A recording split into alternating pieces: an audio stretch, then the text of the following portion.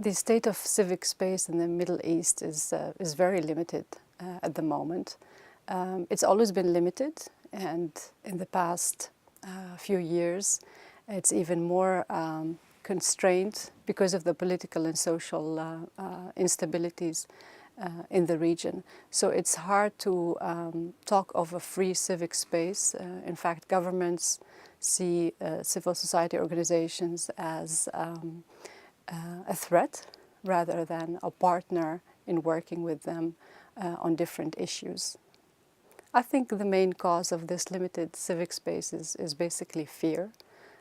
We've never been really a society that relied a lot on civic power because of the dictatorial history and the regimes that we've had in the Middle East. In Egypt, the situation is even more amplified. There's a lot of mistrust from the side of the government towards civil society organizations. They're continuously, in the past couple of years, you see that they're constraining the work of civil society organizations even more. Some leaders are being questioned. There's a travel ban on some of them, bank accounts frozen. It's unfortunate that Egypt has taken these steps, and the last step was the passing of the NGO law, which really restricts how much NGOs can do. It restricts people who work for NGOs. They can be put in prison, basically, if they're working for an unregistered NGO. I think this situation is very negative, I would say, and it is unknown what will happen to a lot of organizations now who have been put in a corner to register or else stop. While the Arab Spring did not accomplish the political democratic aspirations that young people had at the time, I believe it still contributed to opening up, at least for some groups, like women, for example, who were bound to the home. And with the Arab Spring, with the opportunity to go out and let their voices be heard, they were able to go out and claim their place like men and protest. It didn't, at the end, I think, there's a state of depression now among a lot of people because what they had fought for, what they had protested for, didn't really materialize. But at the same time, it gave more space for things like talking about sexual freedoms, sexual rights of minorities. It gave a little bit of hope, a little bit of space to really open up these topics. Across the MENA region, where young people do not get proper or do not get any sort of sexual education in schools. And on top of that, the sexual education is also absent from their homes. A lot of times people, parents, teachers don't want to talk about these things for several reasons. One being they're not equipped to talk about these topics. They're not equipped with the skills to address whatever questions come out after that.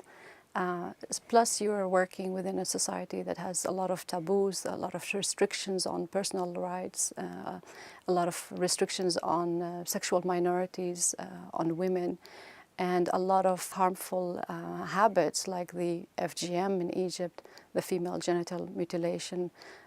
According to latest numbers, 91% of women between the age of 15 to 45 have been mutilized or have been subjected to FGM. So this creates a really difficult situation to really address sexual health. And what we see also in Egypt is very high levels of sexual harassment that is actually the highest in the Middle East, and if not in the world. This is the context that Love Matters works in. Love Matters is a platform that talks about reproductive health, sexual health for young people in the Arab world, where young people can ask questions that they cannot really ask somewhere else, and find open, honest, and non-judgmental information about choices that they can make. The power of Love Matters is the fact that you're able to reach the beneficiary or the young person looking for this information directly, because we are a digital platform. We don't need to be on the ground. We use the technology that young people are able to use, It gives them a lot of privacy and anonymity to get this information without someone looking over their shoulder. So we're directly working with people who need this information and not having to go through governments or ministries or schools to be able to deliver this service. And that gives us a lot of space, a lot of freedom, and a lot of safety to work with in a society that's very restricted on the work of NGOs. It's not that we are the only website in the Arabic world that talks about sexuality. There are many websites, like I said, but it's in the approach that we have. So for example, the Arabic language is a very masculine language. If I talk to a group, I usually talk with the masculine form of the verb. What we do on our platforms is we're more inclusive. So sometimes we talk about men, but we include also women. So we use the female form of the verbs. We talk about ourselves. So, for example, we talk about ourselves as sexual human beings and not about him, what he did, and her, how loose she is, but about us. So in this sense, it's easier for people to come and really identify with what is being said. We also, for example, don't talk about religion, because if you open up the issue of sexuality and religion in the Middle East, you'll never find a solution. There are different schools giving different fatwas about different habits, and it's an unending discussion. So what we did while we were preparing for Love Matters Arabic is that we had focus groups, and we asked people, do you want us to talk about religion? Because religion is an important part of young people's lives, whether we like it or not. And they said, no, actually, we don't want you to talk about religion. As part of Love Matters Arabic, we have a discussion forum where people can come and ask a question. They can remain anonymous if they want. And this has been a very popular addition to Love Matters. In the past year, we've answered something like 10,000 questions, and they're all serious questions, very personal questions. You could argue that providing a safe space then will make people not discuss it in their private lives. But what we know is that people do talk about sex in their private lives. They look for information. In fact, young people that we've talked to, they use their peers as a way to get informed. They use pornography as a way to teach themselves more about sexual health. So it's not that this putting things online will make it not discussable offline or in the private. What Love Matters does very well is taking these issues that are discussed privately and hush-hush and with a lot of giggles in a private sphere and putting that in a public sphere.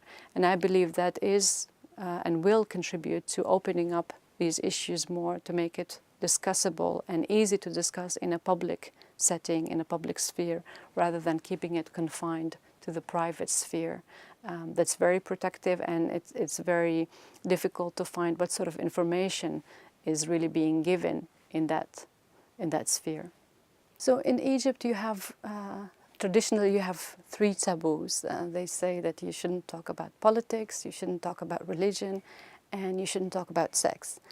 But having worked on Love Matters for the past 4 or 5 years, actually there are still 2 taboos, because sex is something okay to talk about now. What we see in the past 5 years is also a lot of websites are popping up talking about reproductive health, sometimes talking about things like erotica. So I think that the sphere of talking about reproductive health, sexual health, sexuality in general is opening up. And I cannot say that we are really suffering from these 3 taboos. I think there are still 2 taboos to go.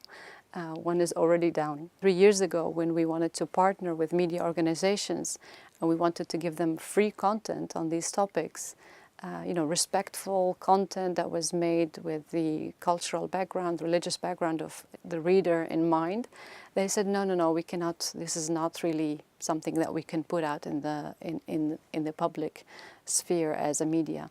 And now, 2 or 3 years later, they actually come back to us and say, we want your content because we see that you're really addressing problems that we recognize from our own society, and we think your content can really add to our platform.